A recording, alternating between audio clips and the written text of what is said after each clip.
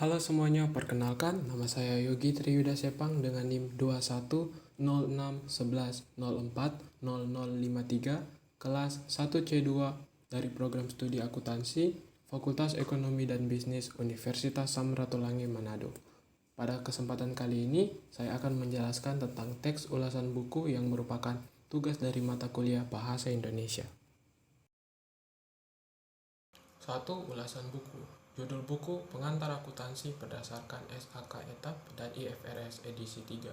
Penulis Syaiful Bahri, tahun terbit 2020, penerbit CV Andi Offset, jumlah halaman 552 halaman, bahasa yang digunakan bahasa Indonesia, ISBN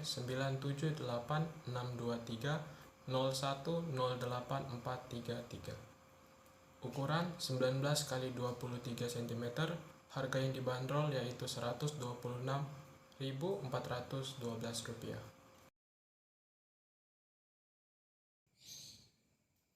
Yang kedua, orientasi. Syaiful Bahri menyelesaikan pendidikan sarjana di jurusan akuntansi Universitas Muhammadiyah Malang tahun 2000. Magister Sains Akuntansi di Universitas Brawijaya lulus pada tahun 2004. Penulis sedang menyelesaikan program Profesor Akuntan di STIE Kucewacana Malang. Pada proses penyelesaian strata 1, pernah menjadi asisten dosen Laboratorium Akuntansi Fakultas Ekonomi Universitas Muhammadiyah. Sejak Januari 2000, telah tercatat sebagai staf pengajar di unit kerja wilayah 7. Penulis juga telah mengajar di beberapa perguruan tinggi swasta. Modul yang pernah ditulis adalah akuntansi keuangan menengah. Buku yang telah dihasilkan yaitu Pengantar Akuntansi, Praktikum Akuntansi Entitas Jasa dan Entitas Dagang berdasarkan SAK Etap, dan Metodologi Penelitian Bisnis lengkap dengan Teknik Pengolahan Data SPSS. Dunia koperasi juga digeluti dan sering menjadi pemateri pelatih perkoperasian. Buku ini sangat berguna untuk mahasiswa atau orang-orang yang ingin mengenal dunia akuntansi, di mana di dalam buku ini menjelaskan tentang dasar-dasar yang perlu diketahui dan dipahami dalam dunia akuntansi. Buku ini mudah dipahami karena tidak hanya menjelaskan tentang teori saja, tetapi juga langsung memberikan contoh soal dan penjelasan dikemas dalam bentuk gambar dan tabel yang atraktif dan menarik. Yang ketiga, tafsiran buku. Buku ini menjelaskan bagaimana memahami dasar akuntansi secara tuntas dan mendalam agar dapat menyusun laporan keuangan secara baik dan benar. Selain itu, buku ini juga disertai dengan contoh soal dan pembahasan yang berfungsi untuk memperdalam pemahaman kita. Buku ini terdiri dari 13 bab yang mengurai hal-hal pokok dalam pembuatan laporan keuangan, baik itu untuk perusahaan jasa, dagang, dan manufaktur. Pada bab 1, menjelaskan tentang ruang lingkup akuntansi mulai dari pengertian, bidang-bidang dalam akuntansi, prinsip dasar akuntansi, serta jenis dan bentuk entitas. Bab 2 membahas tentang standar akuntansi keuangan mulai dari standar akuntansi keuangan internasional dan standar akuntansi yang berlaku di Indonesia, serta organisasi yang bertanggung jawab atas standar tersebut. Bab 3 menjelaskan tentang persamaan dasar akuntansi, pencatatan transaksi, dan pengelompokan akun-akun yang ada dalam akuntansi. Bab 4 menjelaskan tentang siklus akuntansi dan penggunaan jurnal sebagai alat pencatatan transaksi yang pertama. Bab 5 mengurai bagaimana proses memosting jurnal umum ke buku besar dan penyusunan neraca saldo. Bab 6 menjelaskan mengenai jurnal penyesuaian yang dibuat setiap akhir periode. Proses penyesuaian dalam jurnal penyesuaian menjamin bahwa pendapatan dicatat dalam periode di mana pendapatan tersebut diperoleh dan diakui saat biaya tersebut terjadi. Bab 7 menjelaskan tentang pengertian, bentuk, dan langkah-langkah penyusunan neraca lajur.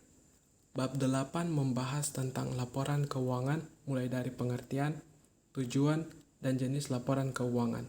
Laporan keuangan terbagi atas laporan laba rugi, laporan perusahaan ekuitas, laporan posisi keuangan, dan laporan arus kas. Selanjutnya, bab 9 menjelaskan prosedur penyusunan jurnal penutup dan neraca saldo setelah penutupan. Bab 10 membahas tentang jurnal pembalik dan merupakan bab terakhir yang membahas proses akuntansi dalam perusahaan jasa. Bab 11 menjelaskan definisi akuntansi untuk perusahaan dagang, meliputi penggolongan akun entitas dagang, metode pencatatan baik itu perpetual dan periodik, serta hal-hal yang berkaitan dengan penjualan dan pembelian. Tahap siklus akuntansi perusahaan dagang sama dengan siklus akuntansi untuk perusahaan jasa. Bab 12 membahas jurnal khusus untuk entitas dagang dan berkaitan dengan jurnal pembelian dan jurnal penjualan, retun pembelian dan penjualan, serta rekapitulasi jurnal dan posting buku besar. Bab 13 membahas akuntansi entitas perusahaan manufaktur, dan hal ini menjelaskan jenis persediaan perusahaan manufaktur, biaya produksi, metode pencatatan, dan proses penyusunan dan jurnal dan laporan keuangan untuk perusahaan manufaktur. Yang keempat, evaluasi. Buku ini memiliki banyak keunggulan dan saya sangat merekomendasikan teruntuk bagi yang baru pertama kali mengenal dunia akuntansi. Karena di dalam buku ini untuk alur dan penggunaan kata yang digunakan mudah dipahami serta susunan subbab yang mempermudah pembelajaran kita. Dengan di setiap akhir bab disertai pertanyaan dan latihan soal untuk lebih mempertajam ingatan kita tentang apa yang baru saja dipelajari. Dan tak lupa pada awal bab terdapat tujuan pembelajaran yang membuat kita lebih terarah dalam belajarnya. Akan tetapi, buku ini juga memiliki kekurangan, yaitu beberapa bagian contoh soal yang menggunakan tabel, namun tulisan dari isi tabel tersebut terlihat kurang jelas dan font yang terlalu kecil sehingga agak menyulitkan pembaca dalam memahami soal yang ada. Serta terdapat pula beberapa materi yang tidak dibahas mengenai akuntansi keuangan dasar. Berbeda dengan buku ini, buku modul level dasar CAFB Akuntansi Keuangan yang dikeluarkan oleh Ikatan Akuntansi Indonesia atau yang disingkat dengan IAI lebih lengkap pembahasannya mengenai akuntansi dasar keuangan. Jika buku yang disebut pertama hanya membahas tentang akuntansi pada perusahaan jasa dan dagang, buku yang kedua tidak hanya membahas tentang akuntansi pada perusahaan jasa dan perusahaan dagang, tetapi juga membahas tentang pengakuan pendapatan, akuntansi pajak penghasilan, ekuitas pemegang saham, serta latihan soal yang diambil dari permasalahan yang sering terjadi. Meskipun sedikit terdapat perbedaan dalam materi yang dibahas, kedua buku ini ditulis sebagai upaya untuk membantu para mahasiswa ataupun orang-orang yang baru mulai belajar mengenai dasar akuntansi keuangan. Rangkuman buku pengantar akuntansi berdasarkan SAK dan IFRS edisi 3 ini sangatlah berguna, khususnya bagi para mahasiswa dan orang-orang yang ingin mengenal dunia akuntansi. Buku ini menjelaskan bagaimana cara memahami dasar akuntansi secara tuntas dan mendalam, agar dapat menyusun laporan keuangan baik untuk perusahaan jasa, perusahaan dagang, maupun perusahaan manufaktur secara baik dan benar. Buku ini mudah dipahami karena tidak hanya menjelaskan teori saja, tetapi langsung memberikan contoh soal dan penjelasannya dikemas dalam bentuk gambar dan tabel yang atraktif dan menarik. Buku ini dapat menjadi pegangan dasar dan jembatan untuk kita dapat maju menuju ilmu akuntansi yang lebih mendalam.